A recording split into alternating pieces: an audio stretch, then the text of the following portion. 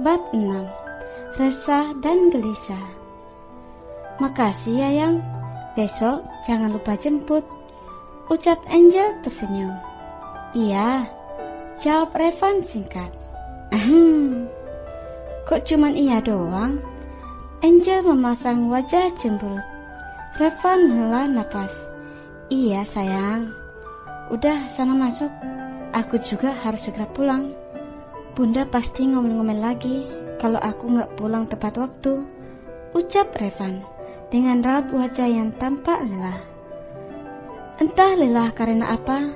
Apakah dia lelah karena baru saja mengantarkan Angel pergi membeli sepatu baru, atau lelah karena hal lain?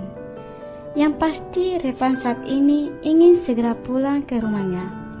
Cowok itu langsung masuk ke dalam mobil setelah berpamitan. Angel tersenyum sambil melambaikan tangan. Kemudian gadis itu menatap paper bag yang ada di tangannya dengan tatapan berbinar. Akhirnya aku bisa membeli sepatu impianku, gumam Angel. Tentunya menggunakan uang Revan. Meskipun Angel awalnya menolak, tapi mana mungkin Revan tidak akan membayarkan belanjaannya itu.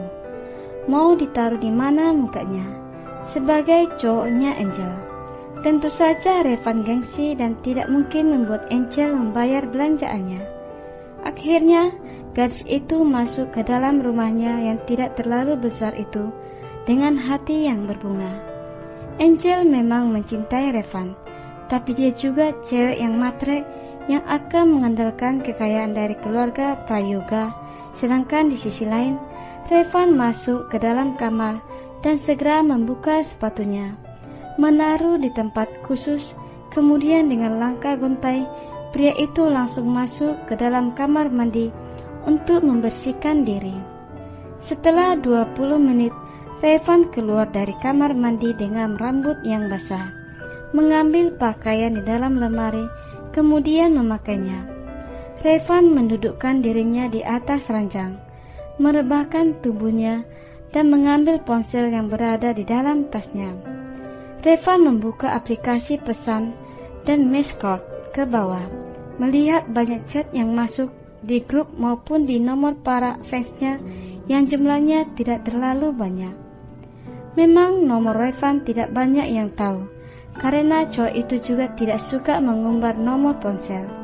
Hanya teman-teman dekat atau guru dan keluarganya yang memiliki nomornya.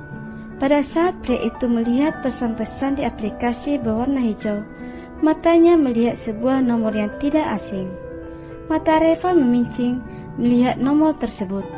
Biasanya nomor itu selalu ramai dengan pemberitahuannya, tapi sudah 2 minggu ini terlihat sepi tanpa ada pesan yang masuk sama sekali.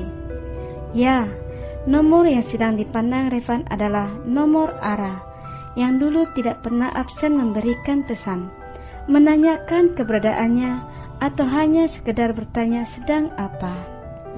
Revan ingat gadis itu selalu membuatnya kesal setiap hari karena ulahnya yang hampir setiap jam menenornya dengan pesan-pesan tidak bermanfaat.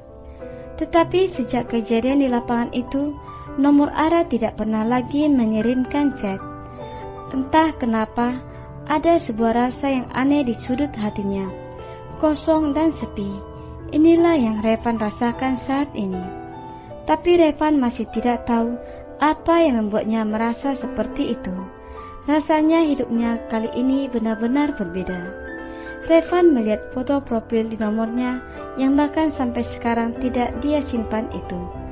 Foto seorang gadis yang sedang tersenyum dan mengangkat jari tengah dan telunjuknya membentuk huruf V. Terlihat sangat imut. Bahkan Revan bisa ikut tersenyum hanya dengan memandang foto itu. Seakan setiap orang yang melihat akan tertarik daya magnet senyumnya manis Ara. Berlahan jarinya menekan nomor itu. Penasaran? Itukah kata-kata yang patut ditunjukkan pada cowok jangkul tersebut? Lagi apa, Van? Itulah kata-kata terakhir di dalam chat tersebut. Hati Revan tergelitik untuk men-scroll pesan dari Ara.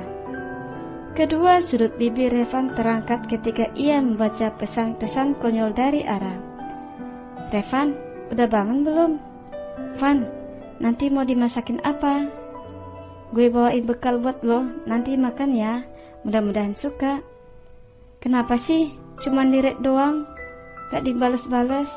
Kan gue nungguin respon lo. Dan masih banyak lagi kata-kata dari Ara yang memang hampir tidak pernah dibalas oleh Revan. Mungkin bisa dihitung dengan jari balas yang Revan kirim. Putra pertama Sandi itu duduk dan bersandar di kepala ranjang. Masih betah membaca setiap pesan yang dikirim oleh Ara dalam waktu beberapa bulan ini. Gadis pindahan itu memang sejak awal memperlihatkan ketertarikannya pada cowok itu. Gue ngapain baca pesan-pesan gak jelas kayak gini? Gerutu Revan dalam hati. Sepertinya dia sudah tersadar dengan apa yang dilakukannya. Apa sebaiknya gue simpan saja nomornya? Revan memutuskan untuk menyimpan nomor Ara. Entah kenapa, tiba-tiba dia merasa tertarik untuk menyimpan nomor cewek tersebut. Gadis bodoh. Seperti itulah nama yang diketik oleh Revan untuk menamai nomor Ara. Siang itu di sekolah, hari-hari Revan semakin lama terasa semakin berbeda. Ada sesuatu yang kurang, tapi entah itu apa. Hatinya terasa sepi dan pikirannya menganjal. Bahkan saat ini cowok itu menjadi sedikit pendiam dan wajahnya terlihat selalu datar. Revan memutuskan pergi ke kantin pada saat jam istirahat. Romi dan Vero sudah pergi entah kemana. Yang jelas mereka hanya mengatakan sedang ada urusan. Bukan karena mereka sedang marahan, tetapi kedua sahabatnya itu tahu kalau Revan pasti akan pergi ke kelas Angel saat jam istirahat. Tetapi sepertinya kali ini Revan tidak mengajak Angel karena ingin melakukan sesuatu. Tiba-tiba hatinya merasa penasaran dengan gadis yang beberapa hari ini telah mengganggu pikirannya. Seperti cowok tersebut ingin sekali melihat wajah gadis itu. Ada rasa yang tidak bisa dijabarkan di hatinya. Biasanya dia pergi kantin jam-jam segini. Batin Revan tersenyum. Dia pun melangkahkan kakinya ke kantin sekolah dengan jantung yang sudah berdegup tidak menentu.